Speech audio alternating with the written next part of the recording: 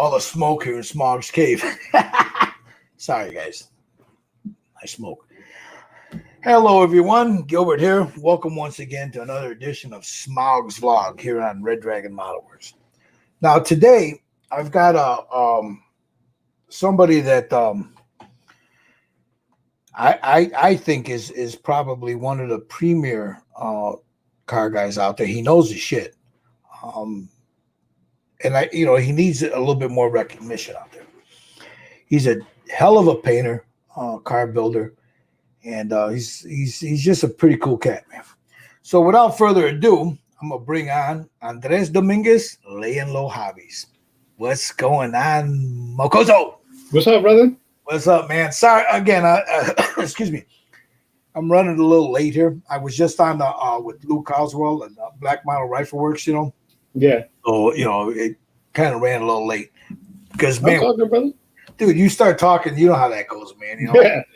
And the chat was going real good, and we're interacting. Yeah. You know how that goes. So anyway, so I don't know. Let's transition to this now. How you been, bro? Everything good with you? Yeah, I've been great. I mean, taking it day by day. You know what I mean? There's some obstacle courses that popped up. And with COVID and stuff like that, it gets a toll on you. But I mean, as long as you keep faith and things work out, I think that, yeah. I know that, bro. I know. Now we hang out on the Friday night, Saturday nights. We sit there and we cut up and talk shit to each other and all that. We have a good time. Yeah. But for the people that don't know you, you're out of California, okay? Right? Yeah. Okay. And you primarily do cars. You do other stuff, but you're primarily a car builder. Am I correct? Right? Yes. My number one thing that I dabble in is cars. Yeah. Why cars? What was it about? And can you remember as far back, to when you were young? What was it about cars that got you into this hobby? Well, like I said, I mean, cars is part of my life. It's part of my culture. My dad was working on cars. He had his cars and stuff. And, we always went to car shows. I had uncles, cousins, everybody in the car scene, lowrider scene, and it was a lifestyle, growing up, and naturally, that's what triggered me to it. And then obviously, if, people are familiar with, my logo was redesigned to my pop's 1977 Chevy Impala. So that's what he had. And, obviously life and everything, got in the way and stuff. He had to sell the car. So, that's what got me into cars, and then me personally, I like to, customize different stuff, and I like all sorts of cars. You got the lowriders, mini trucks, your classics, your hot rods, your imports, you know what I mean? I mean, California scene in cars is just ridiculous out here. So it's natural for me to go into the hobby in the model cars because I mean it was just natural, I was born into it, and I continue, doing it, and to this day, I mean, I still do it. I dabbled in it, I like to try things, and like I tell everybody, it's cheaper to do it on a plastic kit than doing it in real life. You know what I mean? So. Yeah, but I don't know, man, because well, that's what I'm saying. Depending on how crazy you want to take it, you know what I mean? So. Yeah, there's some things, man, that can. Yeah. Now I want to get into that. Now, how long have you been building? When did you start building cars? When I first started, we're talking about the models. When was your earliest memory you sitting down building a car? I was 9 years old. I was 9. And my dad was the one that got me into it. He was building actually, real cars and model cars. And at 9, that's when I started picking more interest into it. And I started building model cars from 9 all the way until I turned about 13. And then I started doing RC, started racing RC because then it got into the RC side of things. And then from 13 all the way to 18, I did RC and then I stopped. and then I got back into doing models again when I was 21, and I've been doing it ever since. You know, I'm 35 now, so I mean. Now, when you were younger, when you were a kid, were you customizing them back then also? Because, like you said, your dad was working. Yeah. No, when I was a kid, I started using obviously your custom colors and stuff. I wasn't too into really in depth in customization like I am now, but mainly like what I was going for is mainly like the paint job and then the stance of the car. That's aftermarket wheels that whatever was available to me back then. That's what I was using. You know what I mean? But obviously now how times and stuff evolves, you know what I mean? We're at a point now where, customization to a car is sky's the limits. Whatever you can imagine, you can bring into reality now, with the tools and stuff that's available to us now. So it's pretty in depth, where you can get to now. So now what you do all kinds of cars, but I know that you basically take them and you're chopping them up, you're adding this, you're taking this, you're resculpting stuff, Yeah. Or stuff like that. So when you sit down and you're doing a car, like right now, yeah, I don't know, say an Impala, 67 Impala, 68 Impala. What is your thought process when you see that car, and what is it? I know we'll get into the customization, the paint, all that. I'm talking about the thought process. When you look at that car, what is your thought process on that? Well, the way I, the way I do, the thought process and stuff, when I, like you said, the 67 Impala, what I'll do, I'll open the box, take the body out, and I will sit it on my desk, and I'll sit back and I'll look at it, and I'll let the car, the body lines and stuff talk to me first. You know what I mean? Okay, which route I can go with. Like obviously in Impala you can go different routes. You can build a lowrider, you can build a hot rod out of it, or you can build a donk out of it. It really depends on which route you want to go to.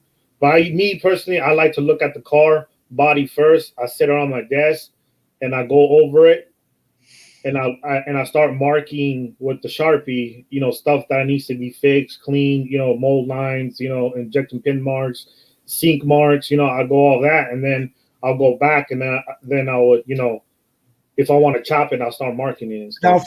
Now, when you were talking about the Sharpie, at it, taking things off, that's advice you'd give somebody that's wanting to build models, they're new in it, and we'll talk about cars for now.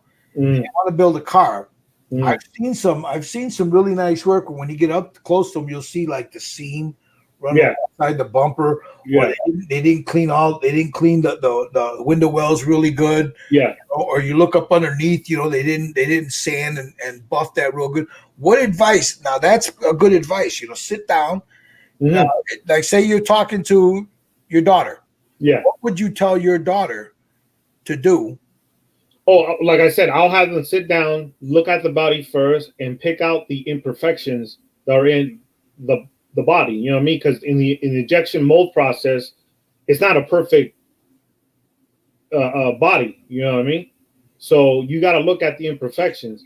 And like I tell everybody, the imperfections is what affects your outcome of your art piece. You know what I'm saying? Because you can spend all the money on the world on the tools, the paint, aftermarket stuff, but if your basics, like the defects, ain't corrected, it's all going to show. It's all flaws. You know what I mean? So you can, you know what I mean? There's no point. You know what I mean? To spend all that money and put it into a piece that your basics are not even covered.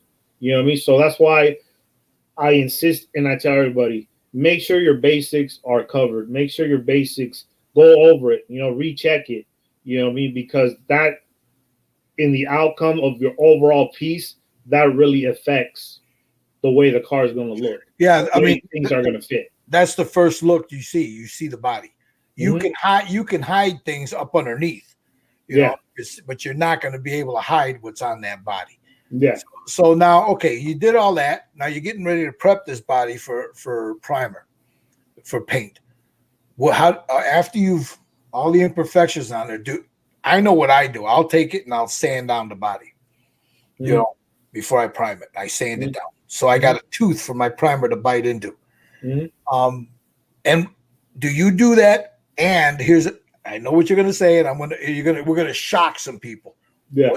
You use a lot of lacquers. And your things. What when you sand your body, what are you priming it with? Oh, right now, since you introduced me to Steiner Res, that's all I use on all my stuff now. I mean, before I was using obviously your automotive primer, your automotive filler primer, your 2K primer. I mean, I was using it all. You know what I mean? And then at first I was skeptical about how Steiner Res really worked. You know what I mean? You introduced me to it and seeing different people using it and stuff. And I was like, I was very skeptical because the stuff that I use, I use a lot of filler, a lot of stuff where I need to cover and stuff, make sure I get coverage and stuff. And, like you said, I prep the body and everything, and I use the Steiner Res. And then, like I tell people, even if you go too heavy and it starts to run, leave it alone. It fucking levels out. Yeah. Perfect. Yeah. You know what I mean? So, I mean, it was a product that I was, skeptical of before, but now that's all I use, is the Steiner Res because I can do it indoors. Before I had to take all my stuff outside because, like I said, I don't have a designated area where I can airbrush and all that stuff, and get the fumes out of the house and all that stuff. I really don't, and and I have kids and stuff, so I do it outside and stuff. And now with Steiner Res and stuff, I can do all my body work, all my prep work, and I can do it here on my desk. I don't have to worry about the fumes, you know what I mean? Right. Because there's no smell to it, you know what I mean? And I prime 3-4 bodies in about 30-40 parts at a time, get everything ready. And then when I'm ready to do my base coat and stuff, depending on what I'm going to use and stuff, I'll go outside and I airbrush and do what I got to do, then come back and then finish off here on my desk. But that product, I mean, like people don't believe that. People believe you have to buy everything with the same brand of paint because you might get a chemical reaction, you might get something.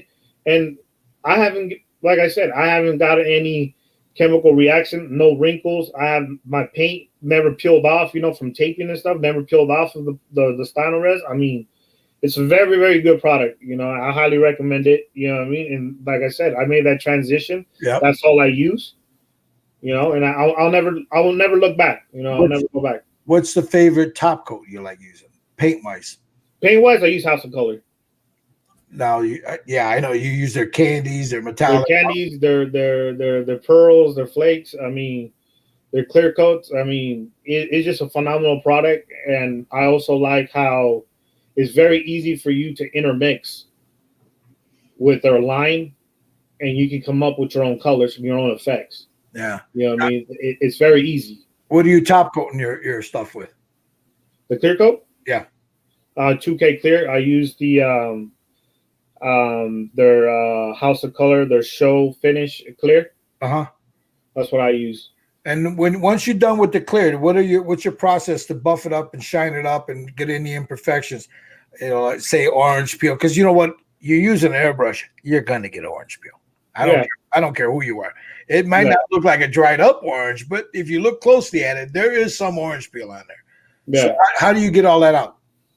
Well, like I said, I'll make sure, like I said, I'll look at it. And then obviously, depending on the area or where you live in, dust or some particle might fall onto it. You know what I mean? While the clear, you're clearing and the clear, is flashing out and stuff. But I look at it depending on how bad it is. Obviously I start with 1,500 or even lower, and then I run all the way up to 10, 12, 15,000 to get the scratches out. But what I use is the Dremel with a polishing pad, and I'll use that to polish it out instead of using my hand. Because when you use your hand, you have the little imprint from your fingers, and with the polishing wheel, it's all uniform. You know what I mean? So and it's a lot easier. But you got to be very careful. You can burn right through that, man. Because you'll burn right through it. You stay on the spot real close and stuff. Yeah. It's gonna get hot, and you're gonna burn right through it. And you got to be very, very careful when it comes to the corners, because believe it or not, those corners, there's not a lot of paint there. Well, a lot of people don't realize there's not a lot of paint on the corners. We had that discussion last week, I think it was, where people are complaining about a certain paint. When they go to wet sand, they take a little bit off the corner. Oh, it didn't stick. Well, dude, it don't stick on a regular car either. On the corners, you got to be careful, when you're wet sand. The corners are the least place where you're gonna have paint buildup. You know what I mean? And you got to be very careful when it comes to the corners. And depending on how the body style and stuff is, you got to be very careful. And like I said, I use the Dremel, and after that, I'll wash it again with the Dawn washing soap. Mm-hmm. Get all the excess wax and everything that's in the door lines and everything, clean it up, and then wipe it down with the cherry cloth. And then if it looks good, then I'll give it a nice little coat of wax, clean it up, and then set it aside, and then start assembling.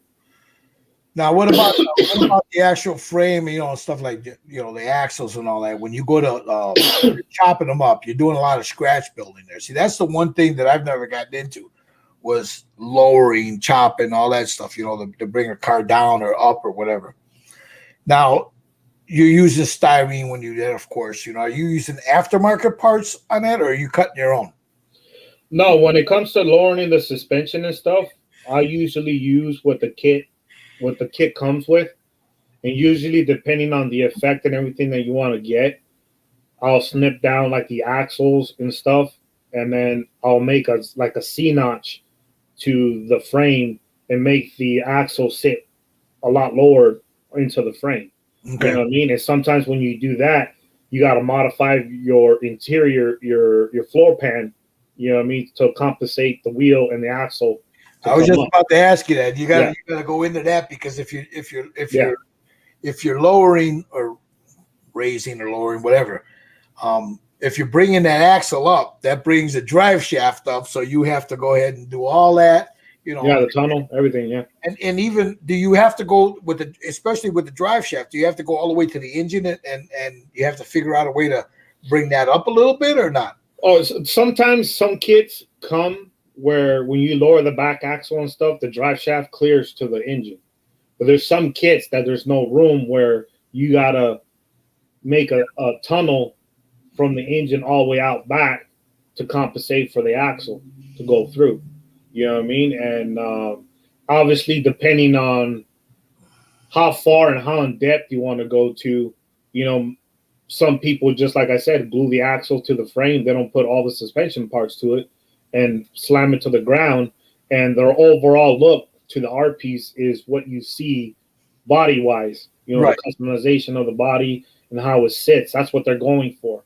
So that's why, there's different tricks that you can play, to get a certain effect. You know what I mean? And then, like I said, it really comes down to, your artistic. How artistic are you, and how you want to take it? You know what I mean? Obviously, there's people that want to lift it. You know what I mean? And what you do is add styrene to the suspension that comes with the kit, and you mold it and fix it to the chassis and everything. Then you got the, your lifted car, truck, or whatever you're going for. You know what I mean? It works both ways. You know what I mean? And that's why I tell people not to throw anything away when you get some of these kits, because some of these kits are like 3-in-1, 2-in-1, and they come with, you can build it stock, custom, or wild. And the parts that you don't use, you can save it, and you can use them and scratch build or put it in another kit that you're working on. Right. I mean, all that stuff, it works. You can, interact with different kits and stuff. Save it. Don't throw it away. You know what I mean? And like even the sprues, where the parts are held onto, I save those because I fill in holes with the sprues. I light up, I use a lighter or a candle. I'll light it and I'll stretch it. You know what I mean? Depending on how, and I'll cut it and I'll stick it right in the hole, glue it, and snip the ends off, and boom, I filled in the hole without using body filler. Nice. You know what I mean? It's so, you can do so much with plastic. It's just plastic. Yeah. You know what I mean? Yeah. Now, what about rims, tires, rims? Rims and tires, that obviously comes down to the builder's preference. You know what I mean? But me personally, I like the real aluminum look. You know what I mean? I'm a big fan of that. So usually what I'll do, I'll get the style of wheel that I want, and then I'll send the wheels and stuff out, and I have a friend of mine who machines the rings for me, and I'll add it to the car that I'm working on. You know what I mean? So that's on most of the cars you're working on. You're having somebody machine the wheels for you, right? Yeah, the rings for them. Yeah. And what about the rims themselves? The rims themselves, I'll use sometimes stuff that's available, like Pegasus wheels. I'll use, or I'll use Oshima, Fujimi, and Tamiya. And them, they have wheels and stuff that are available to the market. And if I'm going with a Pacific style and everything, then I'll design my own on CAD and I'll 3D print them myself. Now let's get into that a little bit. You do some 3D printing, right? Yeah. Mm-hmm. Now, do you do that for the public? If somebody wants something, they can get a hold of you to buy something. When you sit down on your 3D printer, are you doing it just for yourself, or do you sell some of the stuff that you 3D print? When it comes to 3D printing and stuff, I like to do stuff for myself. I did do stuff for the public, but I wasn't getting credit for some of the stuff that I was doing. Mm-hmm. And that discouraged me not to do it for the public anymore. Meaning stuff that you had designed. Yeah, and 3D printed for people. Okay. Yeah. Somebody else would take the credit for it, yeah. Right. Now let's get in. Go ahead. I'm sorry. Go ahead. Finish your thought. So that's why I don't do it for the public no more. But majority of it and stuff I do personally. And like I tell people, the 3D printer for me is another tool that I have in my workbench. You know, that's what I look at the 3D printing as, you know. So, well, you could, I mean, theoretically, you can print any part you want, you know, off of that. Oh, yeah. You know, if it's something you can't find and you're good at designing it, you know, you can design your own part and throw it on there because, you know, I mean, that's, you know, engines, bumpers, you name it. Oh, I mean, sky's the limit. You know, yeah. If you can imagine it, we can bring it to reality, man. So I want to get into there's a couple of topics, but I want to jump right into something that you and I were talking about yesterday. 2 weeks ago, or was it 3 weeks ago? About 2-3 weeks ago. Yeah, we were. And let me set the stage for this, man. Yeah, kind of set the stage for it. I have it right here, and we're going to talk about it in a second. But let me set the stage for this. About a year ago, I caught wind of a chrome paint that was being developed.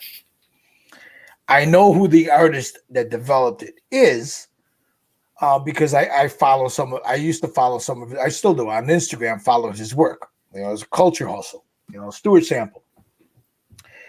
So I followed this, and then he came out with a mirror chrome, and I said, "Oh, that's really cool." But life gets in the way; you forget about stuff, you know. So I'm watching a Tested. We were watching a Tested, and you got Adam Savage, and he's doing the Mandalorian's bolt gun, that big rifle. So lo and behold, what does he pull out? He pulls out this shit that I had been watching, and I had totally forgot about. And he says, "Oh, my friend so-and-so, Stuart Sample, you know, I bought this from him. It's a mirror chrome. Let me try it." So he's got this.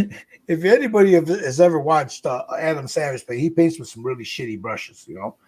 So he had this really shitty brush. So he takes this stuff and he starts painting it. And I'm amazed at what he's all ooh, ah, and I'm looking at it on his Tested, and I'm going, "Hey, that looks pretty goddamn good." So then the next week, I start telling you guys about it. And I'm like, "Oh, man, you got to check this out. Look at this video." Blah. So we sat down and we watched these videos. We watched people using it. And some of us went out and bought it. It starts to come in. Yeah. Now, the first one they got it was Dominic. And he didn't say much about it, but he showed this to us. And okay. I think yours and mine came in at the same time. Yeah. So then I sit down and I do a live video with this stuff.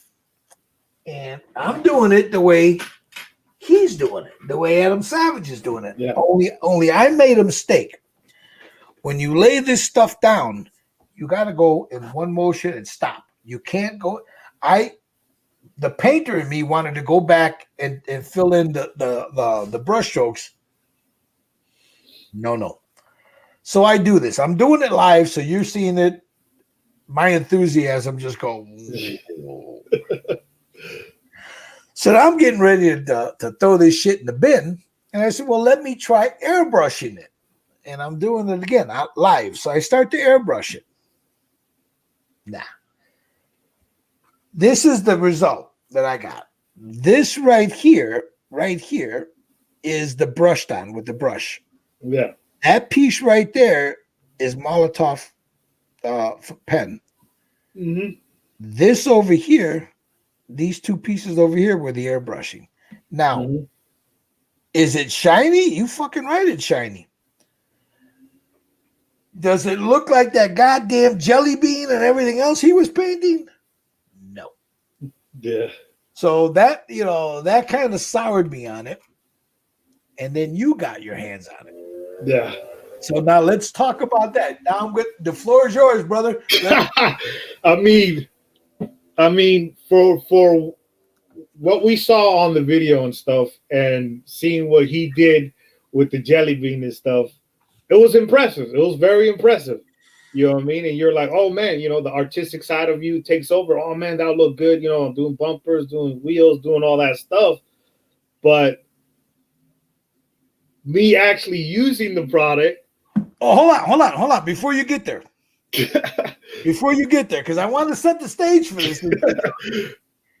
This little fucking bottle right here, shipped to my home in Chicago, is almost $50. There's 15 mil of this stuff in there. It's half a bottle from here down. It's about 3/4 of a bottle. It's not even full. Yeah. Damn thing isn't even full. So now we're out. Some of us $100, some of us $50, some of us more than that. So go ahead. Yeah. So once getting it in, I was pumped about it. I was like, man, what we saw in the videos and stuff, man, that should look great. And then when he was brushing it on the jelly bean, man, you were like, fuck, man, on a jelly bean. Okay. We use a lot of the outclad and stuff when we try to do the chroming and stuff if we don't send it out to get it plated, right? Right. So we use the gloss black as our base coat, and then we'll clear coat on top of it to make it even more shiny. So that's what I did with some parts and stuff. I got the stuff in on their website. It says it can be airbrushed, right? The first thing I'm going to do is airbrush it. So I airbrush it. And I did a chrome trim to a 1955 Chevy Bel Air, right? So once it starts going on, I get very disappointed because end result, if you look at it here, what does it look like? Looks like brushed aluminum. Silver. Yeah. You know what I mean? So I'm like, really? Okay, maybe I'm doing something wrong. Let me use it the way we saw on the videos, right? Which it was brushed on. Cool, I'm going to try it. And here it is, brushed on. Yeah, you got some shine to it and stuff. But it's not a mirror. It's not what we saw on that video. Right. You know what I'm saying? It looks good. But for, like you said, the price, $50. Dude, I want to making me a sandwich and giving me coffee too for $50, bro. It doesn't justify for me. But like I said, I don't want to throw in the towel just yet. Right. So I go, you know what? Let me bust out the outclad. Let me try the same method I did with this stuff. Let me do the outclad. And here's the results that I got with outclad. As you can tell, it's chrome. It's chrome, right? And then I was like, you know what? Since that was an oil pan for an engine, I was like, you know what? Let me do a rim, one that I 3D printed and stuff. Let me do that. Let me see how that will look, right? And again, here's the outclad, and that's a real aluminum ring,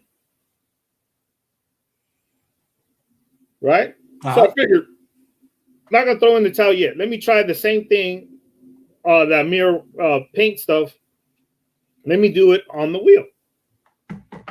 And here's the wheel with that mirror stuff. As you can tell, that looks more like silver than this one. Right. You know what I mean? So for $50, it's not worth it. You know what I mean? It really isn't. But remember, as we were discussing more stuff, we're like, you know what? What if we dip it? Right? So we're like, fuck it. I got something here. Let me dip it. And here it is dipped. And it looks like the mirror chrome. Right? But as you can tell, when you dip it and stuff, I touched it right here and I gave it a thumbprint because obviously it's going to take a while for it to dry because there's so much paint on there, right? Just to me, it just, for what we use it for and what we intend to trying to get out of it, I don't justify paying $50 for this bottle when I can get this for $9. Right. You know what I mean? And I get a lot more. Like we were saying yesterday, we were sitting here and we were talking about it, and we were, man, this stuff is garbage, And then we were sitting there talking about it, and Dominic and I, we were all giving our thoughts on this stuff, and how like, fuck that, man, it's not what I thought it was. And then even in the conversation that we were having last night, I kept saying, I'm not going to give up on it because I know I screwed up when I laid it down with the paintbrush. I went over it. I'll give it another shot. So then we're talking. I said, wait a minute. For trim work, for little trim work, doorknobs, the window wells, right around the windshield, your rear view, your lights and stuff. Maybe it'll be good for that. So I know you guys can't see it. So I took this little piece here and I laid it down inside here. And I got to tell you, man, shit looks like chrome. But if you're going to do a bumper with it, airbrushing it isn't going to work. It's that. Well, let me put it this way. It'll work. It'll give you like a little oxidized chrome bumper. That's what it's going to do. It's going to give you that the chrome, the bumper's been on there for a few years, and you've buffed it, whatever. It's got that little oxidation look to it, but it's still got the color to it. But it's not, if you're doing a show rod, it's not going to give you, at least the way we've been using it. Yeah. The look. Because what it's going to do is that right there is airbrushed. Yeah. Right there. Now, would I add another? I think if I added another coat to it, I probably can get it a little shinier. But is it like all clad? If you add more to it, you dull it, Yeah. That's the thing about all clad. People, they don't know when to stop. Exactly. You get that real nice shininess to it, and they're like, oh, one more coat will make it even shinier. And that last coat is what biff dulls it right down, Yeah. Once you get that shininess on all clad, leave it alone. Don't touch it. You know what I mean? Don't mess with it. That's the thing. I mean, is right now that mirror chrome paint is bouncing around everywhere. Everyone's hype about it. You know what I mean? And I think, with what we're doing today and stuff and discussing it, it will save a lot of people that disappointment. You know what I mean? Because it's not a cheap product to test. You know what I mean? And you know what I mean? And the results are good, like you said, when you're using it on small pieces. But big pieces and stuff like that, I rather use Alclad. Alclad's a lot. To me, Alclad looks 100% looks good. You know what I mean? And the only downside about Alclad, if you handle it too much, it starts to come off. Yeah. You know what I mean? So that's the only downside about it. You know what I mean? But I think like axles. I think it'll work on like axles and springs and stuff like that. There. Yeah. I like you were saying, and we were talking about this last night. And Brian's calling us suckers over here. No, I don't think so. But shut up, Brian. I think for shipped to me in Chicago from where I got it was almost $50. You get 15 mils. So you're trying to figure the paint out. You just dropped $50. So I've got 3/4 of a bottle in here for $50. That's a lot of money to spend on something that you're trying to test out to see how it works. If you got the money and you don't mind spending it, send it to me, man. I'll try to chrome something up for you. But this is not the end all and be all. No. This stuff right here. No. There are. I can see applications for it where you're doing, like we were talking, you either dip something into it and you got to make sure you turn it real good to make sure you get any runoff off of there so it doesn't, build up in certain spots. But I think if you're one of those that absolutely have to have a mirror finish on your trimming or a mirror finish on small parts, this will work with that. Because you're just doing one coat. You leave it alone. Now the problem with this is if you do one coat, and I say a bumper, you go over it with a bumper, unless you got a big enough brush. If you got a big enough brush and you just do that. But even then, you're gonna get some brush marks in it. Yeah. Don't go over it. Once you lay it down, leave it alone. Because if you come at it like a painter and you want to go back over it and try to fill in those brush lines, that's where it messes everything up. So I think there's a way to use it, but I'm not willing to learn at $50 for 15 mil of it. No, and you're right about that, you know what I mean? And that's why I was very disappointed when it came in because, I didn't just get one bottle. Yeah, I know. I got a bunch of it, and I sent the other ones back because to me it wasn't what it was being advertised. You know what I mean? And I hate to say it, but it really wasn't. You know what I mean? What they were showing on the video and stuff like that on the guy's site and stuff when he did the jelly bean, like I said, I might be using it wrong, But like I said, I'm not gonna give up on it just yet. I'm gonna try a different technique, different stuff, trying to see, what works best to use that, But I mean, for right now, it's a bust for me. You know what I mean? I went back and I watched that Adam Savage video, and I watched videos of other guys because before I bought it, like I said, I had been hearing about it for a while and then totally forgot about it. Saw the Adam Savage video. And then I thought, oh, there it is. Boom. So I went on YouTube. There's a few videos on YouTube of people using it. Some guys are just slapping it on and going over it, and it looks like shit. Some guys are airbrushing it. It looks terrible. Or they don't get the effect that they. But others are using it for trimming. Yeah. Which is good. It works good for that. Yeah. I don't know, man. I mean, I don't think. I think the application with this stuff, it's got to go on heavy. When you dip that brush in there, you can't scoop it off. Dip the brush, you make sure you don't get any drips, and just lay it down.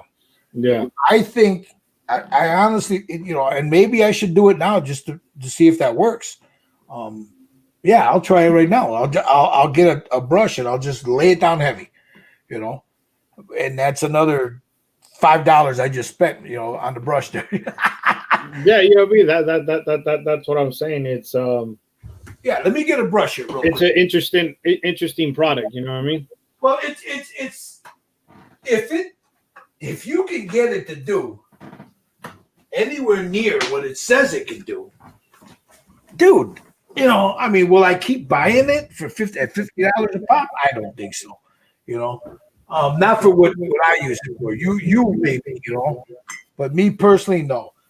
But here, let's try it. I mean, I should have done this yesterday, but I didn't. I cleaned it off with lacquer thinner. That's what I have in this bottle here. Mm-hmm. So let me move my mic here so I can switch the camera. Hey, what the hell? You know, let's try it, right? I mean, yeah. I mean, because dude, yesterday, man, we wanted to send, yeah, like I said, it was very disappointing. We wanted to send the homies out to split some heads and shit after that. Yeah, it was very disappointing. Yeah. So let me switch this camera real quick. And let me lay this down thick. Will it work? Who knows? Who knows? We'll see. So this is lacquer thinner in here. This is that mirror paint, and I'm going to use the same thing. And I'm going to lay it down.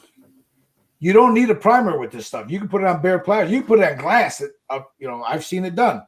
But let me find a nice smooth spot. Well, that's got a little bump in there, so it might have a little imperfection. This has got texture on it. Not the hell with it. I'll try it right here. And I'm going to lay it down thick. Let's see what happens, you know? Man. You know, let's see what happens. I don't have confidence, though, bro. So that I didn't, whoop, 1, 2, 3, 4. Now I'm going to leave that alone. And we'll see what happens. I'm going to leave that alone. I see the brush marks in it already. So I'm going to try to, just down here, without touching the stuff that I laid down. I put too much there. But anyway, we'll leave that alone. We'll see we'll let that dry and see what happens. I laid it down pretty thick too, bro. Yeah, that's what I'm saying, yeah. Yeah, so we'll see. Let it dry and see how it dries up. Like I said, it's a product that needs to be learned because it's something different. The pigment's different, and like I said, I'm gonna try different ways. I'm not gonna just throw in the towel just yet. But as far as what I've seen so far, I'd rather use Alclad. Well, here's the other thing too, Andres. Here, let me pop this out so we're both talking. Here's the other thing. I tried to find, it's a solvent-based paint.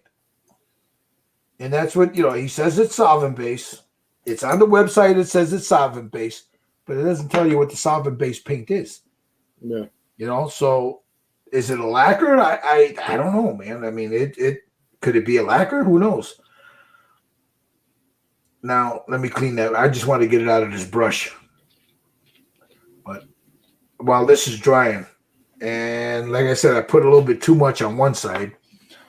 Should have smoothed it out a little bit more, but there it is right there, Andres. I mean, it's drying.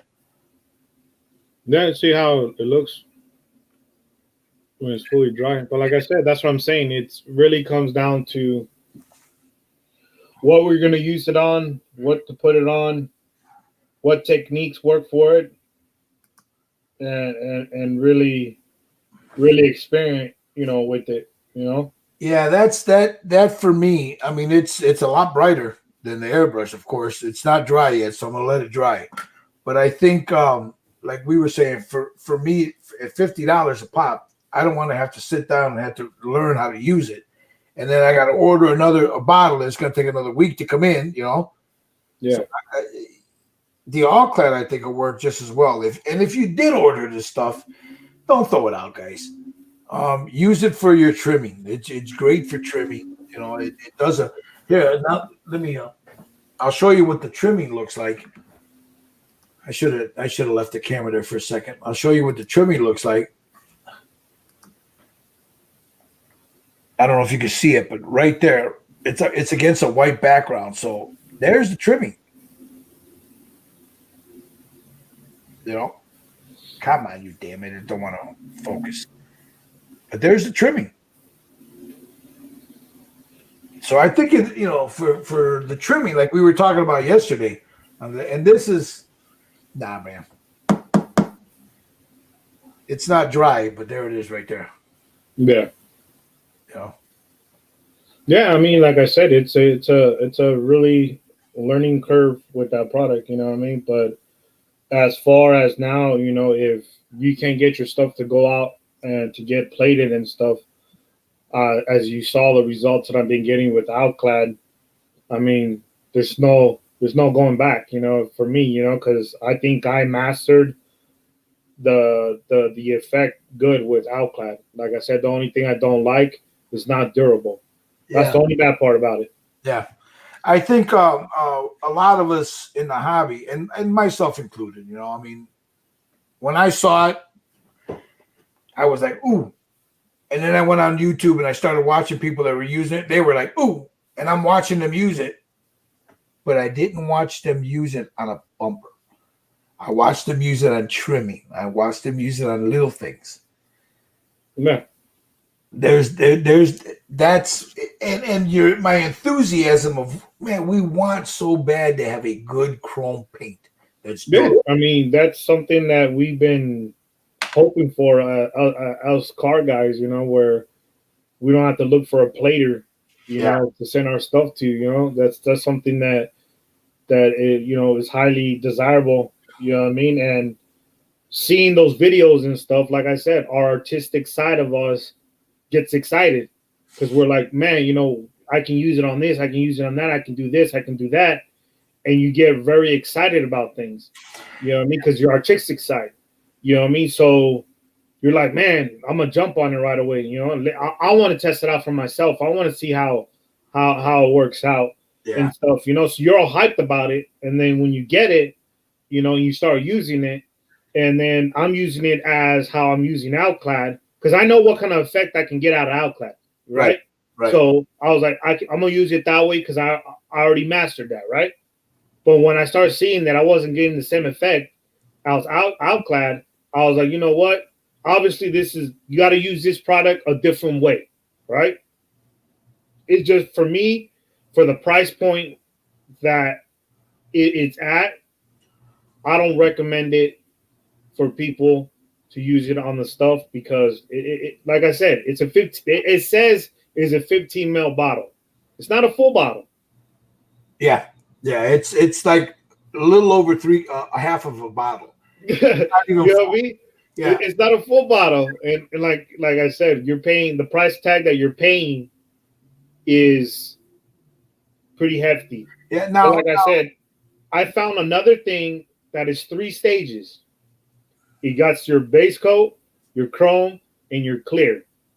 I'm not gonna say what it is. I'm not gonna name it or anything. I already ordered it. It's on its way. I'm gonna test it the way we tested this and see what kind we can get, what kind of effects.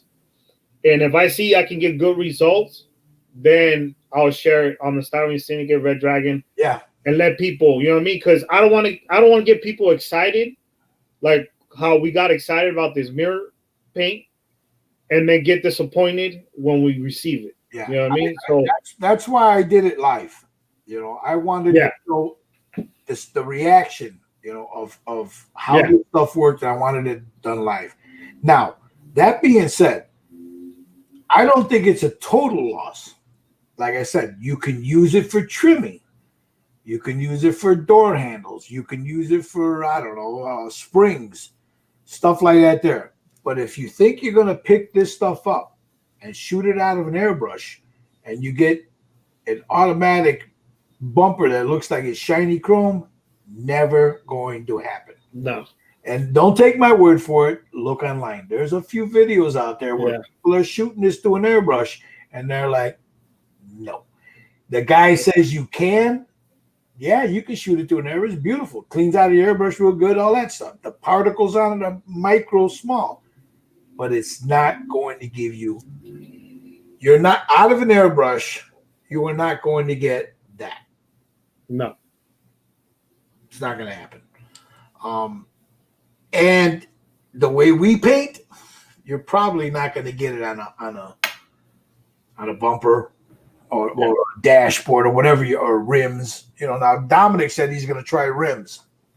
When he got home, he was at work yesterday, so I want to see how maybe I'm doing it wrong. Yeah, that's what I'm saying. So if it could be user error, you know what I mean? But Dominic can get a better result from it, well, teach my fat ass, man, how you did it, because that to me right now is $50 for trim work.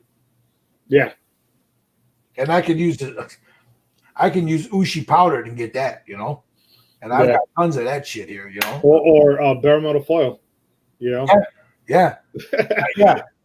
So that's a public service announcement with you guys. And, it's $50, bro. Shipped. Well, it's under 50, but it's like $47, $48 shipped. Yeah. So that stuff there. Hey, Pappy, what's going on? We're talking about some stuff here, Pappy, called mirror chrome. This stuff is supposed to be the rage. Do not buy it. Do not buy it. If you think you're gonna get a mirror chrome out of this on a bumper, it ain't gonna happen. Either that or we're screwing up really bad over here. We don't know what we're doing. It'll be good for trim work, but not because it dries. This stuff, what I liked about this? Once it dries, it's durable, man. Oh yeah. I mean, the durability is there. It's just the sheen to it is not there like Outclad. Yeah. You know what I mean? Like I said, I perfection Outclad, and I know what kind of results I can get with Outclad. And for me right now, as Outclad and that battling against each other, I lean more towards Outclad because of the finish and the sheen to it. I lean towards the mirror stuff and durability because the durability is there. Yeah. Just save you guys. I mean, if you want to buy one, fine. If you're only doing trimming, it'll last you forever. The bottle doesn't come all the way full. It says 15 mil. It's not full. That's just something to throw out there. We spent the money and we're telling you, man, it ain't worth it. Yeah. So so what else, brother? What else you got cooking up, man? I know you're you got some bills there. Let me see some of your bills, bro. Like I said, this is just some work and stuff that I've been doing and stuff. But right now, what's been piquing my interest is 1/64 scale because I collect a lot of the Hot Wheels stuff. You know what I mean? And Pappy said, "No, sir. Gonna stick to Allclad." Yeah, you know what? If you got that Allclad, you got your Allclad game down pat. There's no need to move around. Stay with it, man. Because I've been doing. These are 1/64 scale. It's a polish. Those rings are actually aluminum, and then the centerpiece is photo etched. Now, those are for those little bitty die-cast cars you're doing, right? Yes. When you get those die-cast cars, what are you doing to them, bro? Well, as me, I like to drop them, customize them different ways. Sometimes I'll do paint work on them and stuff. And I like, like I said, there's no really aftermarket wheels in 1/64 scale. Okay. So I've been getting these done, made and stuff. And here's, for an example, here's a Lancer wagon that I did with the big lips, as you can tell. Look at that. Yeah. Look at that. Look at that. And then those are aluminum rims that you had made, right? Yeah, and photo etch centers. Nice. As you can see in the back, that's an aluminum exhaust in 1/64 scale. Cool. But as you can tell, I like the big lip to fender look on the die cast. So I've been doing this stuff, and like I said, the exhaust, there's ain't really, like I said, aftermarket wise, there ain't really a lot of stuff out there. You know what I mean? So here's the exhaust done in aluminum. Now the same guy that does your rims, he's turning those for you too? Yeah. Okay. And like I said, these I do have available. They're available for sale on my eBay store. And like I said, if people want to get into customizing 1/64 scale, I am offering these to the public. What's your eBay? You got it handy there? Yeah, it's Layin Hobbies. If you look up on eBay, you go on Layin Hobbies, search it, and it'll pop up, and all my listings that I have available for wheels will be on there as well. And I only don't do polished aluminum stuff, but I'll also do it in ABS, which is so you're selling those wheels? Yeah, I'm offering these to the public. Yes. So for the people that want to customize in 1/64 scale. Gotcha. Oh, man, they got Pappy on the printer. Look, Pappy got his hand in the cubic now. And these are done in ABS plastic. Nice. I got black, gloss black, flat black, gunmetal, black chrome, bronze, gold, and white. But now, like I said, you're repainting the bodies too, right? Yeah, I repaint the body. There's one that I'm working on that I'm not wanna because I was for a show. Yeah. And that one I'm doing the whole body paint and interior on it. I'm also 3D printed this is how crazy I get right now with that stuff. Let me show you these racing seats that I got in. Now that's the little 1/64 ones that you're talking about, right? Yeah.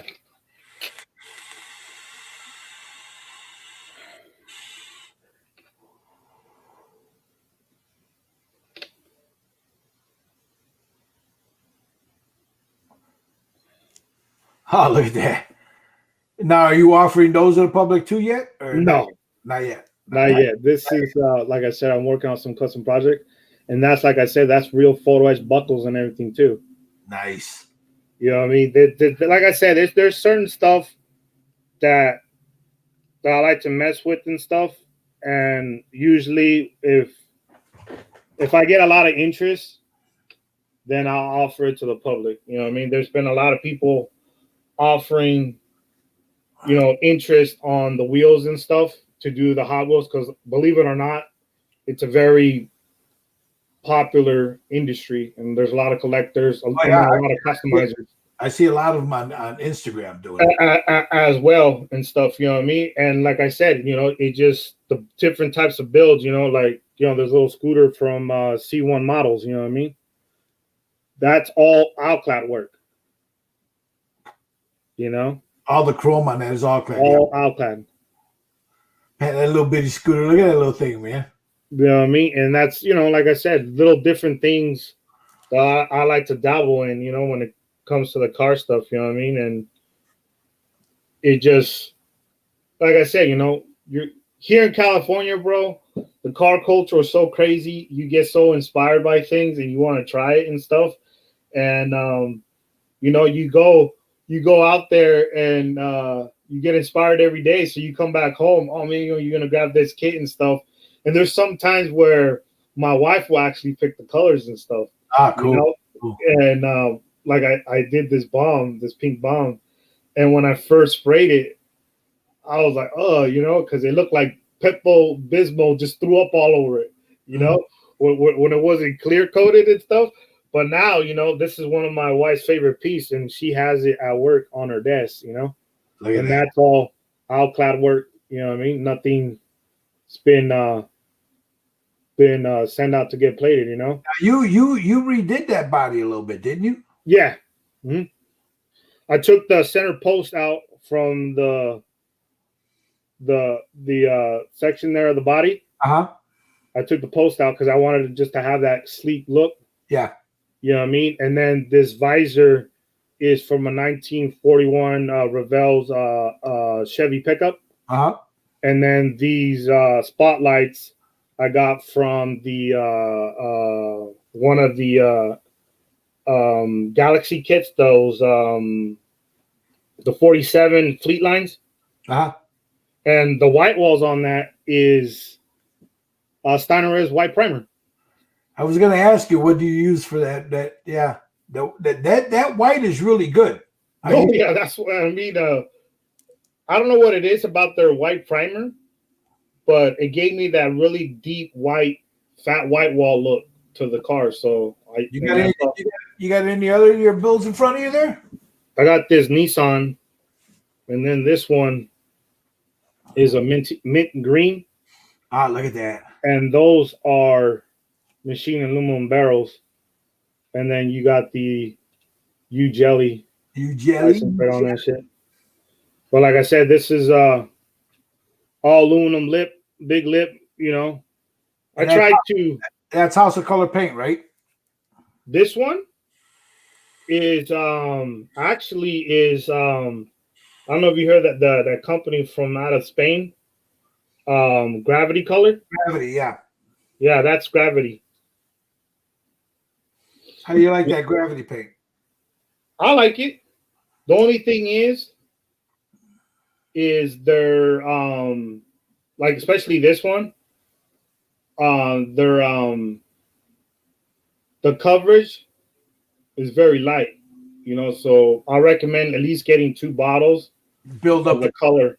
Yeah, of the color that you buy, just in case, because it's very the coverage takes a while to get that coverage.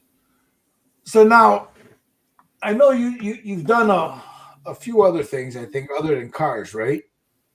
Yeah. You ever do a figure? No. Josh is taking the piss out of you. When are you going to paint a figure? Yeah, actually, like I said, obviously the syndicate, Red Dot, right.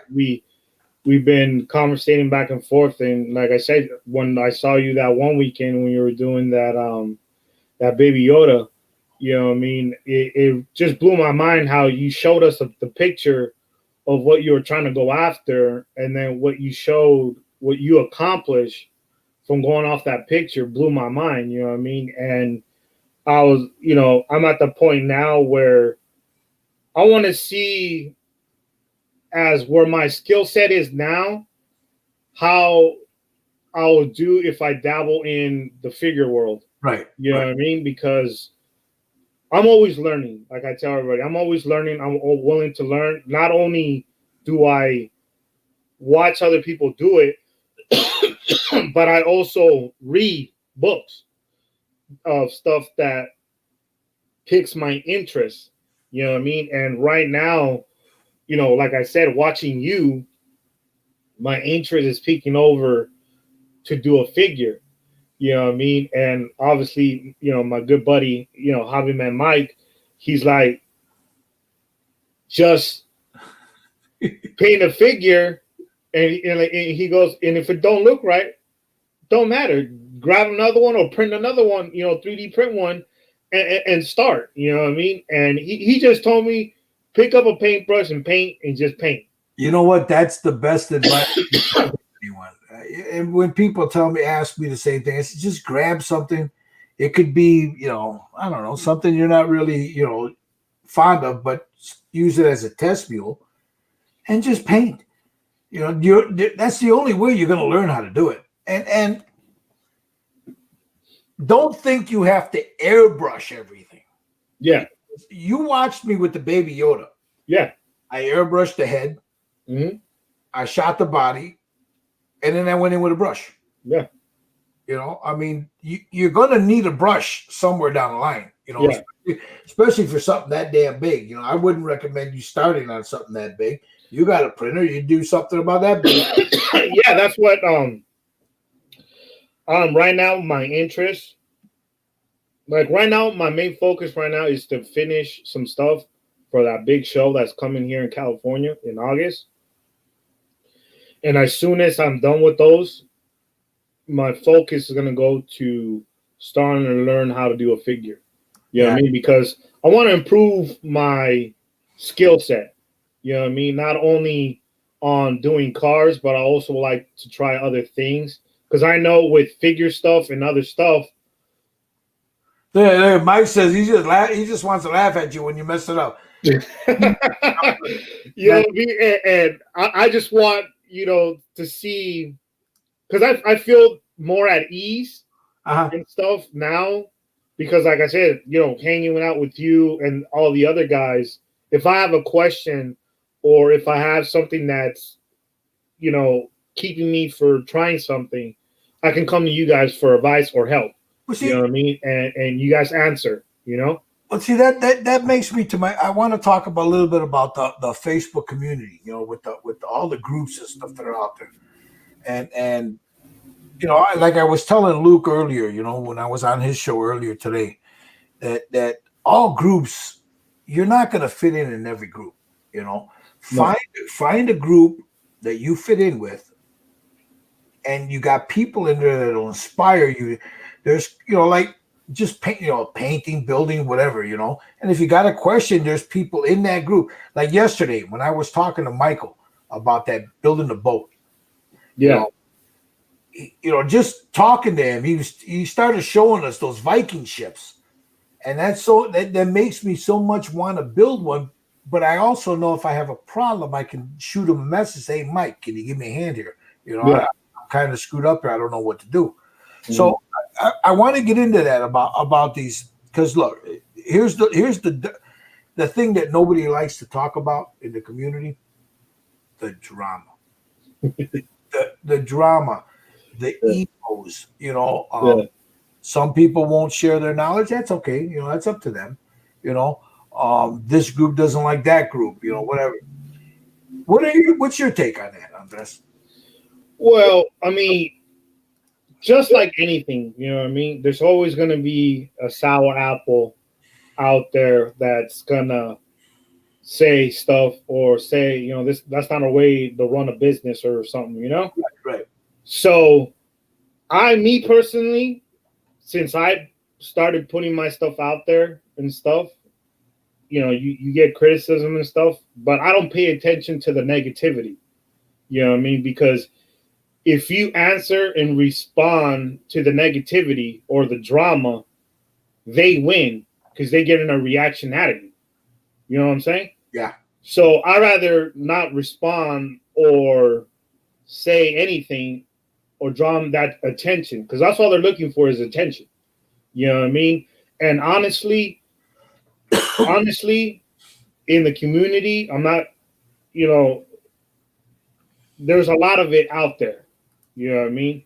And I feel that me personally, I don't argue with anyone about the modeling because we both enjoy something, right?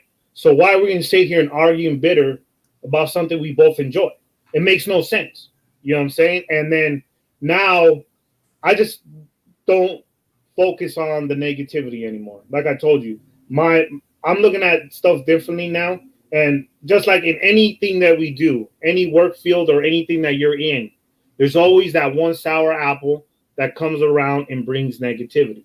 Yeah, you're not. That's in anything. Yeah, You're not going to please everybody. No, and I tell everybody, we all have an artistic hand. I can give you the step-by-steps on how to do something or show you the way I do things, right? But it's not going to come out exactly the way I do it because your artistic hand is different from mine. Yeah. You know what I'm saying? We all have that. We all have that special artistic hand that is different for every different individual. Yeah. So not sharing secrets is pointless because that person's not really going to do exactly what you did because that artistic hand is different. You know what I'm saying? And now I've been getting a lot of people that want me to show some of my stuff on YouTube, open up a YouTube channel, right? You should. And I did already. I'm going to start dropping some videos and stuff like that. And I also want to show people that I'm not hiding anything. You know what I mean? I'm going to show you build steps, everything the way I do things to pass down the torch, bro, to the younger generation. Because if I don't pass down the torch to the younger generation, the stuff that I know, once I'm gone, it's gone. You know what I'm saying? So how are we going to gain interest to the fellow person that wants to get into the hobby if we don't pass down that torch? Well, Yeah, I think and I'm guilty of it, so I'm not gonna, I in the early days, because I've been on YouTube for about 7, 8 years, and there's times you get caught up in some bullshit, Yeah. and sometimes, most times I didn't respond to it, and when I did respond to it, it just made it worse, Yeah. So you get to the point where you're like, fuck it, leave the drama to the queens, just But for people that are watching and they do because I know I've talked to a lot of guys, and some of them are in here right now, and they get upset. I got a couple of haters to this day that still thumb down my videos. I know who they are, Yeah. I don't respond to it. I leave it up there so people can see that they thumbed it down. I don't hide the comments unless it's real rude, then I'll take it off. Yeah. But if you go on YouTube and you do what we're doing right now. Right now, this is on YouTube. You're gonna get some people that that don't like you for whatever reason. They don't like your hat, your clothes, your tools, whatever. They just don't like Yeah. you. And that's okay. You don't have to be liked by everybody. It's the same thing. Like I was talking to Luke earlier, dude. I talk to hundreds of people, man. In a month. I've got people, they message me. Dude, I'm helping people that I'm pretty free with my time when people ask me for stuff. Sometimes I don't like the person because I don't like his attitude. I don't like his presence. I don't like the shit he's talking about. But if he's asking me a question about the hobby, how to do something, where he can get a specific product that I'm using, dude, I'll answer you. I'll help him. You don't have to like everybody, but I like the work that they're putting out, I don't like people and that'll they make themselves out to be what they're not. And then if you're in a group of people and that person is in there and that person gets called out about it, then all of a sudden we're all assholes and he runs to another group and we're all shitheads. Yeah. No, that's not us, bro. You did it, What I tell people is when you go on YouTube, you got to have a thick skin because you're going to get some hate, Oh, yeah. Not everybody's going to like you. So my advice to people, if you're putting out a YouTube channel, number one, the internet is a big place. Oh, yeah.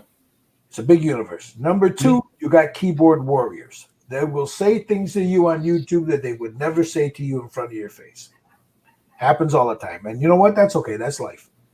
Just ignore it. Don't let it crush, especially for these younger guys starting out their YouTube channels now, where they got smaller channels.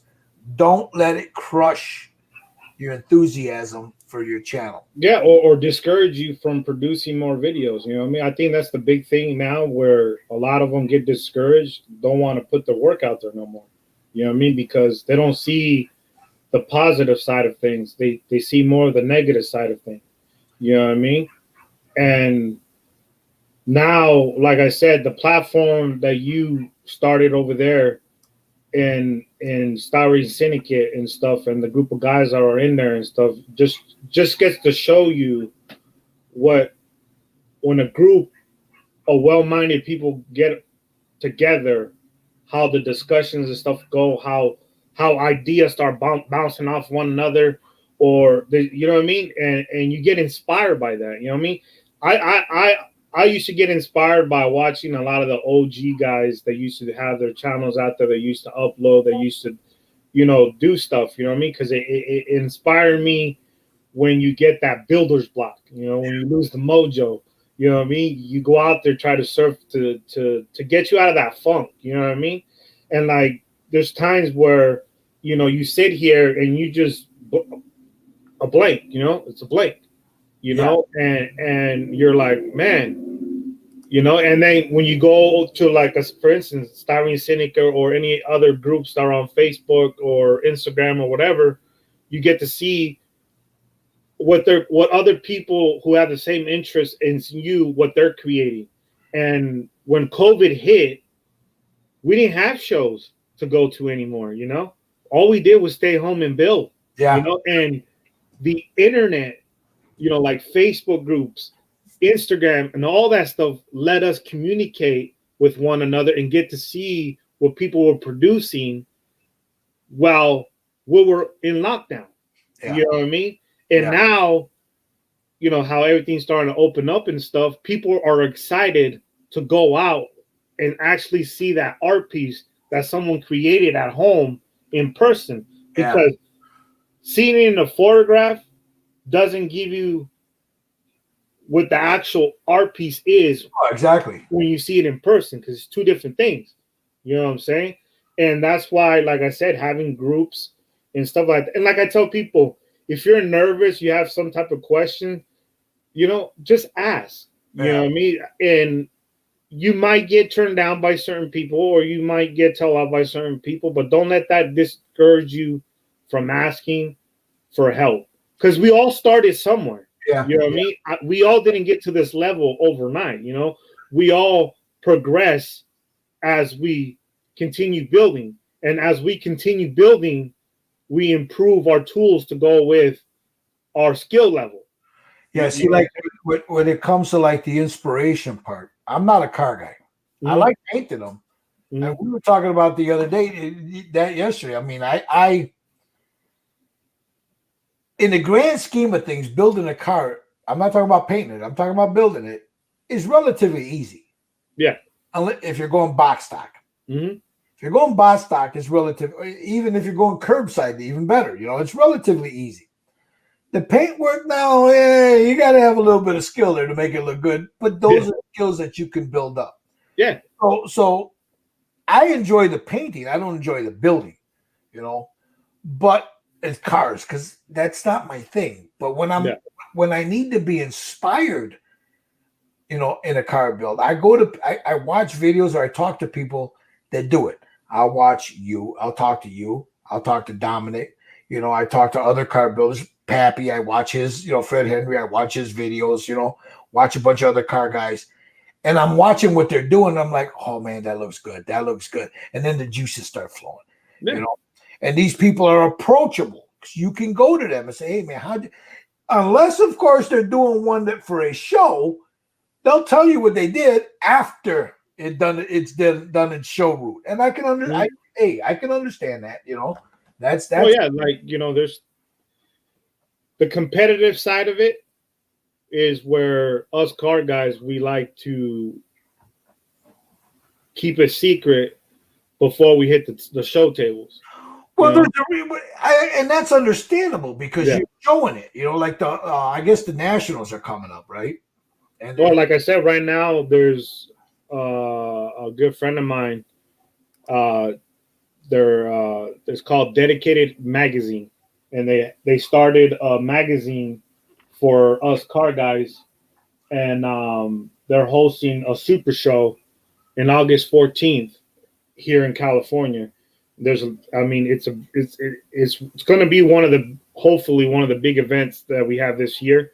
There's a lot of guys coming from Texas, New York, New Jersey, and stuff. Phenomenal car builders from over there are coming down to the show. Like I said, hopefully it's a good turnout. But there's cars that I'm working for that I'm going to debut at that show that, you know, I really don't want to, because I really haven't posted any pictures or anything on my Instagram or my Facebook page. Yeah. For the same reason, because I know this show's coming up. But that's the competitive side of it. Yeah, that's what I'm saying. That's the competitive side. I mean, even like Fred Henry, right? Pappy's talking about, he's building a couple for shows right now. Those are the stuff that he's going to go out there and judge it against other people's stuff. Yeah.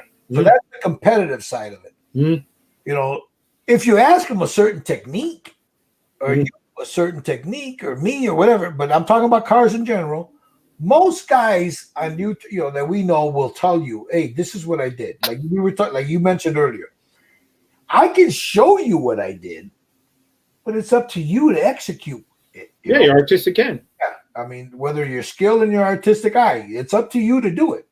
But I don't fault people that are like yourself and Pappy and a bunch of other guys that are putting stuff out there. They're taking stuff to shows. Of course, they're not going to show you the car, man, because it's got to go into a show and they want to wow everybody when they get yeah. You know, it's more of the wow factor, like you said, that Me personally, that's what I look for. You know what I mean? Because I look at this as art. I don't look at it as building, or like some people say, oh, you're playing with toys and stuff like that. I look at it as an art piece. I'm expressing myself through what I'm creating. You know what I mean? And there's some times where I see it in my mind, but it doesn't come out executed the way I did it, right? But that's why now, with the tools that are available to us now, it's a lot easier to create things, because if you're fortunate enough to have a printer or know someone, you can get that stuff printed up and you can create it, right? Yeah. Anything that's visual in your mind, it can be possible. Yeah, it's like what Pappy's saying. Fred Henry right now is saying, he says, I will show and share my techniques with anyone. It's left up to the individual I'm telling it to make it work for them. Exactly. You know? Yeah. Exactly. Like he said, man, that's I mean, you can't sit there and force someone to do something if they're not willing to do it. Well, that's like, you know, I get at least 3 or 4 Facebook messages out. People will ask me, hey, can you show me how I messed up on this? With an airbrush, can you show me how you did this, that color, that technique? And I don't mind. I'll get on a live like this here with them, you know, and I'll show them. I can show them what I did, and I can show them what I'm using. I can show them how to do it. It's up to you. Yeah. You know, to be able to do it. Dude, you know, and in the groups we talk, I mean, I don't hide anything. Like with that Baby Yoda, you guys saw me paint it right on the thing. Oh yeah, you know, that's where, like I said, if for the people watching, if they have the opportunity to come and join one of the hangouts that we do and stuff, by all means come. You know what I mean? Don't feel that you're not worthy enough to come in those hangouts. You know what I mean? That's not what, you know, come in, show some of your work and stuff, or if you have an issue or if you have a problem that you want to improve on your skill set, come in the hangout. I recommend it. You know, come in, you know, show, ask questions. You know what I mean? But also too, if you're camera shy, you don't want to be on camera and stuff, I understand that too. Send a message, send a PM, or post it on the Syndicate or on the Red Dragons or any group that you're in. Post it, you know, get some type of feedback that you want to improve yourself in your skill set. Yeah. You know what I mean? Don't be shy about it. Don't be embarrassed about asking, because we all were there. We all started there. You know what I mean? We all didn't evolve to the persons that we are now, you know what I mean, overnight. You know, that takes practice. But you, as the individual yourself, has to be willing to put in the time. Yeah. You know what I mean? Because if you don't put in the time, nothing comes overnight. Yeah. You know what I mean? And if you have that mindset, you know, I'm sorry, you know what I mean? This might not be for you. And don't take, if you know, some people, some groups, you know, if you put something up, you don't get anybody commenting, or if they do comment, you know, some people can be rude. Don't take that wrong. Just, you know what? Okay, I'll show you next time. You know, I'll show you next time. We all, dude, I can't tell you how many figures I've screwed up, you know. I can't tell, you know, and I have people, figure painters, that tell me, well, I would have done it this way. Well, yeah, but you're not looking at it the way I'm looking at it. You know? Yeah. Mm-hmm. I'm not James Wappel. You know, I'm not going to paint like him, because I don't see things the way he sees it. Number one, I don't see things the way his eye sees things. Yeah. Number two, he's got a different skill set than I have. Exactly. Same thing with other, you know, people. You know, they're different skill sets. Car builders, the same thing. Yeah. Can I build a car like you or Fred Henry or Dominic? Yeah. Am I going to take the time to sit down and learn all that? No. You know? It's not, because it's not my genre. You know, Oh yeah, it really comes down to the person's interest. You know what I mean? And it doesn't float my boat the way it does you or yeah, Dominic or but Ed or other people. oh yeah, like I said, like usually guys that are in the modeling car side of things are born into it. It's not something that naturally comes, out of nowhere. Yeah, you know what? That thing I just put up there, what Fred Henry put up there. Be original. Don't plagiarize. Exactly. Like you were talking about people, you design this stuff for them, and they buy it from, and then they run off and say they did it. I've had that happen to me with many things too. I'll show somebody something, and all of a sudden, before you know, they came up with the technique, blah blah blah blah blah. Oh no, and that's what, like I said, discourage you from creating stuff. You know what I mean? In the long run, it starts to get a toll on you. You know what I mean? Because someone else is getting the light of your hard labor on what you created. Someone's reaping in the benefits. You know what I mean? And it discouraged you from doing stuff. And that's why, like I said, there's certain things that I'm not trying to be mean. I'm not trying to be an asshole or a dick. Excuse my language. But those people is what ruined it for me. You know what I mean? And that's why I'm very, very picky on certain things now. You know what I mean? I'm not as how I was before. What I like to do, and Pappy just made mention of it, as far as about the plagiarizing and about if you find something else that somebody else is doing, you share where you found it from. I do that all the time. I tell them, like the way I do the Titans, the Knights, the body. I always tell them I saw somebody doing a version of this, and I give it's Awakened Realms. I saw that brother doing it. I liked it. This is where I learned how to put the basic two colors down, but I took it a step further and I added other colors to it. Yeah, you made it your own. Yeah, but the original idea was not mine.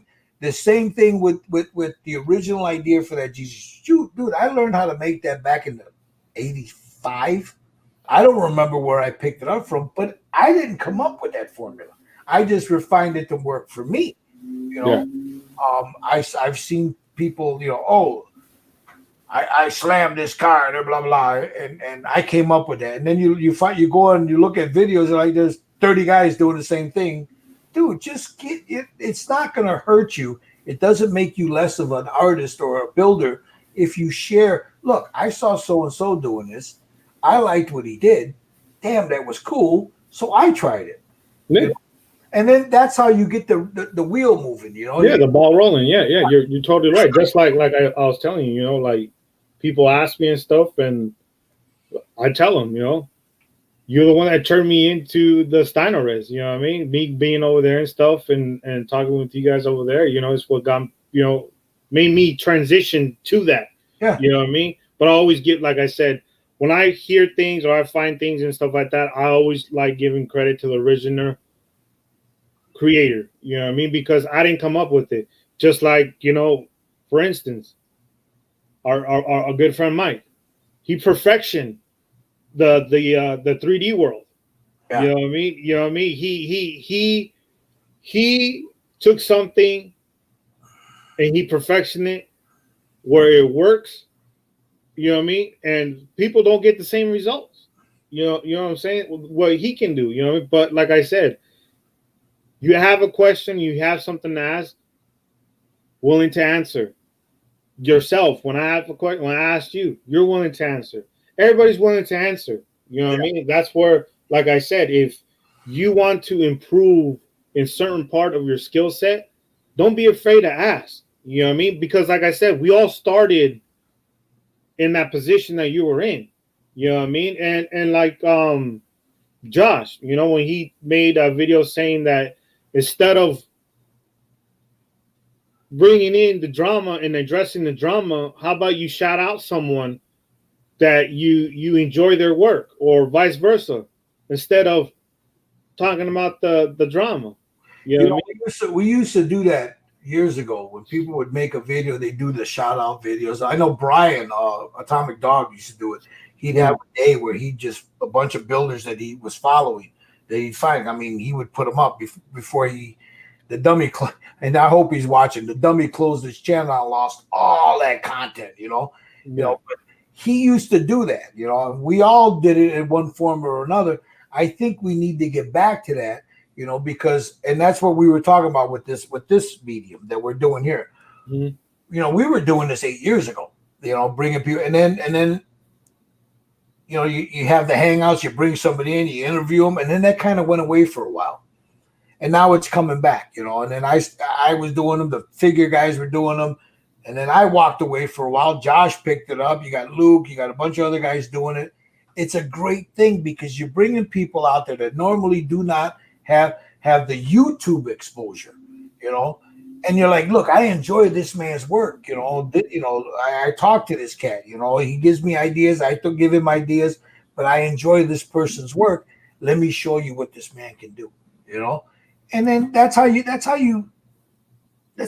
a community should be working. Yeah, you know? yeah. You know what I mean? And I totally agree with you there. And that's why, you know, I encourage people. You know, even the listeners watching now. You know, if you're on Facebook or Instagram, you got a question or anything, shoot me a DM.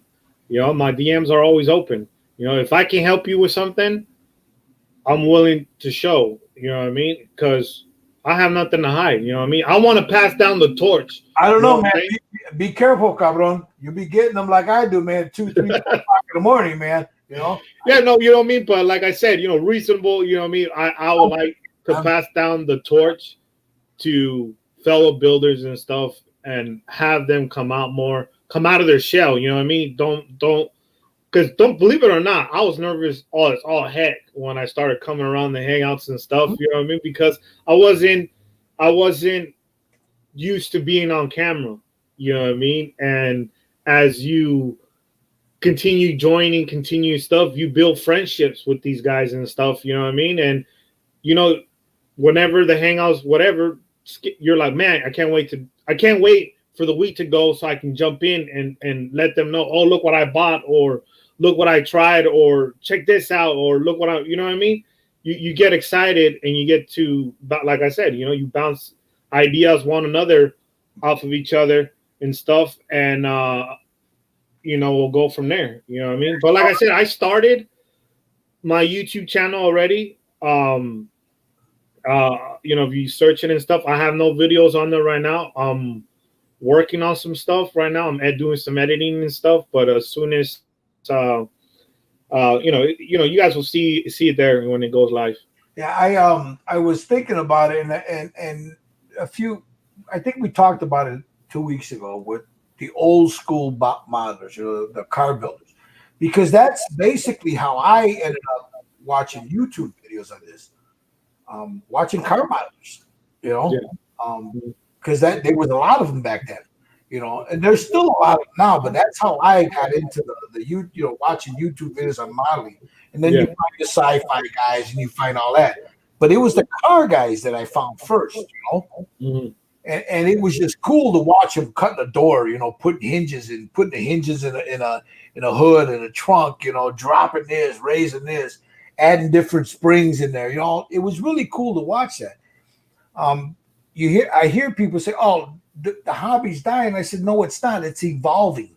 You've got, you know, from the time I jumped on YouTube 7, 8 years ago to now, dude, the hobby's, you know, the techniques, the painting, the products, you know, just everything involved, yeah. And you got the builders have gotten better. Yeah, that's for sure. Now you look at some of these car guys, you're like, holy fuck, look at this shit, you know. It looks like die cast, you know, gorgeous work, you know. Or you look at some of the, you know, like the figures, like what Mike is pointing out. You know, that's where my, you know, jelly get, you know, but bread gets jellied, man, is the figures. So I'll watch somebody and I'll rewind it, watch it again. Rewind it, watch it. I said, I can do that. And then I'll sit down and I'll start practicing that shit. You know, it's not gonna look like theirs, but it's gonna look like mine. But I get inspired by it, man. So let's move on. Now, before we go, in the community, you're a car guy. So and it doesn't necessarily have to be cars, but you know, I'm framing it in that. Who's your inspirations? Oh man, there's a lot of them that I have, but there's some that are part of my club. One of them is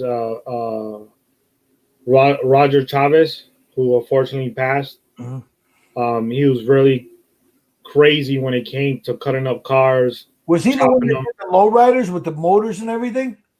No, he did a lot of custom work for a lot of people, more chops, you know, and stuff like that. And like I said, he's the one that I used to follow a lot when I was younger. And then there's another cat named Biggs, and his name is Anthony, and he's the president of my club. And another cat, Mr. 116th, and his handle on is SoCal Innovations. He's also a club, you know, the club that I'm in. Okay. And David Mini Dreams, he's part of the club too as well. And he's another cat that I get inspired by.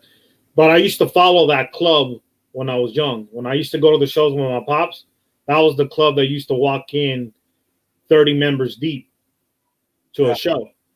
You know what I mean? And there's another club called Down the Scale that there's builders there that are, you know, inspired me to try different things and stuff.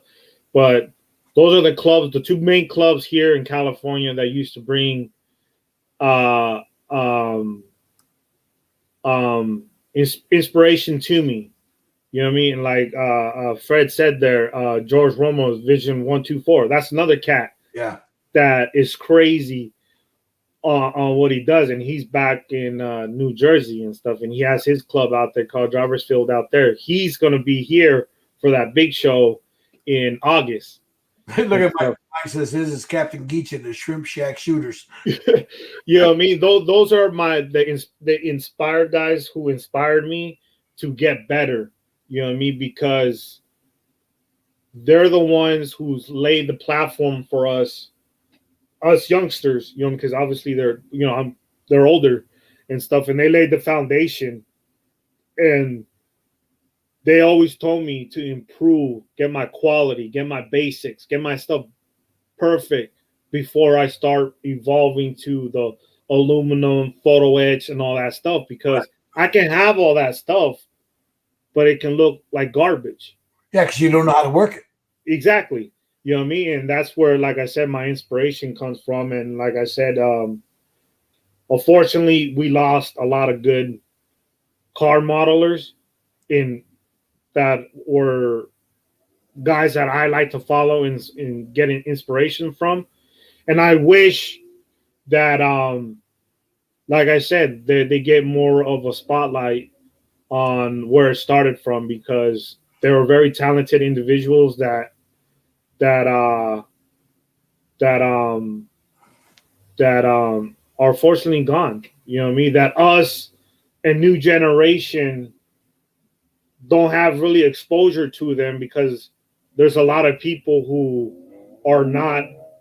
Remember how we're talking about giving credit, and showing those guys, because some of these guys did work for other people and stuff, and there's builds that some of these guys done that are passed away that people have that are not giving, you know, credit, you know, to them. You know what I mean? And I feel that as there should be more recognition to them, since they did leave an impact in the modeling side for our community. You know what I mean? For your car community. Now, on the artistic side, sci-fi, 3D printing, figures, what do you look at and who inspires you? Let's start with the 3D printing, sci-fi, figures. Who is it? I mean, man, that's a real tough question, because, like I said, there's a lot of phenomenal artists out there. But when it comes to the figure side of things and stuff, like yourself, and there's a couple, the other James. James. James. I mean, it just amazes me when he comes into the hangout and you see his work area. There's bottles, paint everywhere, like all over the place. Dude, his palette looks like somebody threw up on it. You know. Me seeing those guys, seeing you guys in bed, it just amazes me. You know what I mean? And that's why I'm getting the niche to try something. You know what I mean? A figure. You know what I mean? And sci-fi and stuff. There's hardly. There's a couple of cats. I really don't remember their names and stuff right offhand. Yeah, but you see things out there that inspire you. Yeah, there's a one cat that Josh. He sent me a link to his YouTube channel, and I totally forget his name, but he does a lot of Star Wars stuff. Believe it or not, I'm a big Star Wars guy because I was born on Star Wars Day. So Star Wars is really, I'm really fond about Star Wars and stuff. And this gentleman does a lot of Star Wars builds and stuff. You know what? I was watching. There's a guy. I'll send you the link next time. I'll go through my Instagram. Yeah. This guy, he does the small ones, the little ones. Yeah. The little TIE fighters, the little things, but he lights them up. Oh wow. So he'll put like videos on Instagram. And I went down a rabbit hole with his shit just because I'm like, how the fuck did my big ass hands, I can't I have a hard time with photo etch with these big mitts, and I'm seeing just and then when he's done, that thing looks like it's blinking and shooting at you. It's cool. And there's another guy that I get inspired by a lot that's in our community, Maker Mike. A lot, doesn't get a lot of recognition, but that cat, I mean, when it comes to lighting stuff up. Oh, he knows his shit, man. That dude is crazy when it comes to that stuff, you know what I mean? And he's another cat that I get inspired by too when he does his Star Wars and stuff, how he lights them up.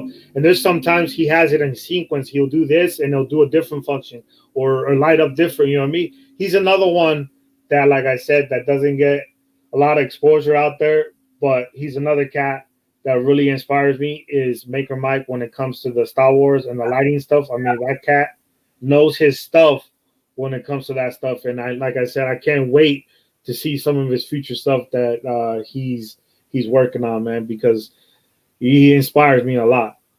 So now that we're gonna close it up because we've been going almost 2 hours.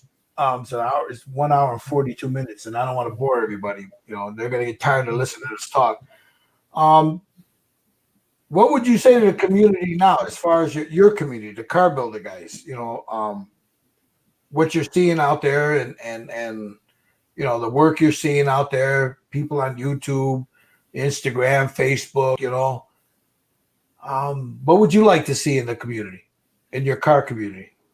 I mean, I honestly, when it comes not just the car community, but the community in general, you know what I mean? I like seeing what's out there right now, the people's builds and stuff, and also the guys that do the YouTube, that do share. I like, keep up the good work, keep producing content. Don't think that we're not watching or people ain't watching. You know what I mean? There's people that watch and stuff, and I'm one of those guys that goes on there and I try to jump on everybody's channel. I might not comment or stuff like that, but I do watch and I do like the videos and stuff. Keep producing, keep showing your work, keep doing what you're doing. You know what I mean? Don't get discouraged. My main thing, dude, is I don't want to see anybody get discouraged and not produce anything anymore. You know what I mean? That's what I don't want to see. I want to see people still producing, still creating. I want to see their artwork. I want to, because that's what it is. It's art.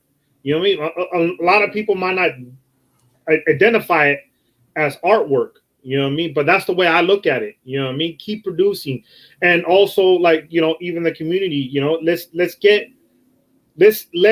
get more involved, more when it comes to shows that come to your to your your area. You know what I mean? Go support them, because if you don't go support those people who are hosting those shows, next year they're not going to come back, or they ain't going to rehost it. Well, Go support. Yeah. Support your local hobby shops. Support, you know what I mean? Because now with the whole COVID, you know, everybody was online shopping, you know what I mean? Because, you know, the everything was locked down and everything. Support, even if you have a friend that's in the modeling community who started a business that is selling stuff, support him. You know what I mean? You know, go out and support, you know, and like I said, I like seeing people creating, and hopefully they continue to do so and not get discouraged. Yeah. I'm not creating anything. And I also want to see fresh blood. I want to see new people that come in. Don't get discouraged. Don't think your work is not worthy enough to be shared. You know what I mean? Share it anyways, because we all were there at one point. Yeah. And you're only going to get better by asking questions and trial and error. Yeah, you know, and like I said, I hope the community grows even more than what already is, and we just continue having fun. You know what I mean? Because in the long run, that's all it is. You know, we do this to unwind from our daily life. You know what I mean? And like I said, I enjoy seeing other people's work, and like I said, I hope the guys that are out there now, you know, in the YouTube community who are creating content, please continue to create content. You know, don't think people are not watching. You know what I mean? We're watching. You know, there's sometimes where, you know, I'm out there, I'm surfing, watching videos and stuff. You watch everything, and then there's nothing to watch because some people take a break. Some people, you know what I mean? But I understand that too, you know. I understand life, you know, family and stuff gets in the way and stuff to prevent people from uploading all the time, you know. But like I said, hopefully people get to show their work and stuff, and we get the community bigger than what it already is. All right, brother. It's been a pretty good chat, man. I mean, we could do this, you know, like we do on the house, man. Just keep talking. But but like I said, man, thank you. You know, I appreciate you reaching out, you know, having me on, and I appreciate, you know, what you're doing and stuff. You know, I like what you create and stuff in the figure world and stuff, and you know, some of the other sci-fi, you know, your Titans and stuff that you do and stuff. And believe it, brother, I'm gonna be picking your brain as time goes by, man. You know I'm here, brother. You know I'm here. All right, man. Thank you very much. Man. Thank you. You have a good one, man, and go enjoy your family, bro. Thank you, bro. Yeah, bye-bye. Bye later, everybody. All right, everyone. So that's it for today. I want to thank you all for watching, being patient. You know, it's a little later than what I normally do, but I had another engagement on another show. But you know, I hope some of that was useful for you. You know, some of the discussion. Go check out some of these builders. You got West Georgia Rods and Customs. You have Rick Zink. You have Jesus. I'll go through the thing here. Sorry, guys, if I, you know, Mad Genius Productions. You know, there's all these guys out there. Support them on the YouTube, man. You know, just go out, check out their videos. You know, give a thumbs up, like, subscribe, thumbs down if you want. I'm sure I'm going to get my hater that shows up here. They do it every video, so I've been doing it for years. But that's okay. That's all right, man. I mean, that's part of the process. Find a community that is, you know, that interests you, that has, you know, the like-minded people with you. Not all communities are the same. You're not going to fit in everywhere, but there's one out there for you, man. So you go out and you check them out. If you're a car guy, there's hundreds of car communities out there, man. And these guys will help you with everything. You know, for the most part, they're all great sci-fi figure painters. Well, some figure painters won't tell you shit, but others will. Most will. But you know what I mean. You know, enjoy life, man. You know, enjoy your families. Enjoy the rest of your weekend. You know, be good to your families. Be kind to your children, brothers and sisters. Like I always say, man, you know, this is a hobby. Leave the goddamn drama to the queens and build a goddamn model. You guys have a good one, man. We'll see you next week, 3 p.m. Central. I'll have Josh Rise them on. We'll pick his brain and talk to him a little bit. Till then, man, you guys have a good one. Peace. Good night.